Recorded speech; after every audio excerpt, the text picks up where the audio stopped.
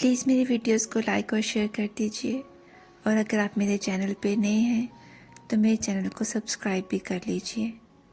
بہت شکریہ آپ سب کا۔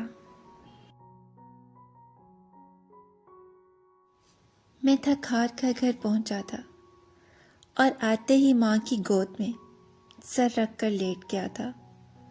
ماں میرے بالوں میں دھیرے دھیرے انگلیاں پھیر رہی تھی۔ چھوٹی بہنا مجھے مسلسل کسی موضوع پر چھیڑ رہی تھی۔ مجھے محسوس ہو رہا تھا کہ میری تھکاوٹ رفتہ رفتہ کم ہوتی جا رہی ہے۔ اچانک میری نظر سامنے اپنی بیگم پر پڑی، جو چھوٹو کو کھانا کھلا رہی تھی۔ اس کے ماتھے پر پسینے کے قطرے ویسے ہی نمایاں تھے جیسے گھر داخل ہوتے ہوئے میرے ماتھے پر موجود تھے۔ میں نے سوچا، پورے دن کی مسافت کے بعد میں تھک جاتا ہوں، تو پورے دن کی مسافت کے بعد یہ بھی تو تھک جاتی ہوگی۔ میں آ کر ماں کی گود میں سر رکھ کر دل کا حال کہہ دیتا ہوں، تو اس کا دل بھی تو ماں سے بات کرنے کے لیے، اس کی گود میں سر رکھنے کے لیے ترستا ہوگا۔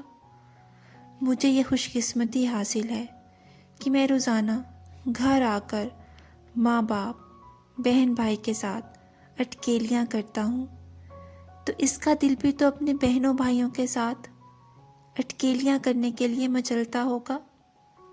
میں اٹھ کر اس کے پاس گیا۔ چلو آج تمہارے میکے سے ہو کر آتے ہیں، میں چہک کر بولا۔ وہ خوشی خوشی تیار ہونے لگی۔ راستے میں نے دیکھا اس کے ہاتھ میں ایک تیل کی بوتل تھی جو اوپر تک بھری ہوئی تھی۔ میں نے پوچھا، یہ کیا ہے؟ کہنے لگی، ماں نے سر کی مالش کے لیے تیل دیا تھا اور مجھے موقع ہی نہ مل سکا، آج ماں سے ہی چمپی کرواؤں گی۔ میں نے گنکھیوں سے اس کو دیکھا اور سوچا، میرے سر پر میری ماں نے کتنی ہی تیل کی بوتلیں ختم کر دی ہوں گی۔ تیل کی بوتل ہاتھ میں پکڑے اس عورت کی آنکھوں میں مجھے برسوں کی خشکی نظر آئی، جو ماں کی انگلیوں کے پوروں میں لگے تیل کی شدت سے منتظر تھی۔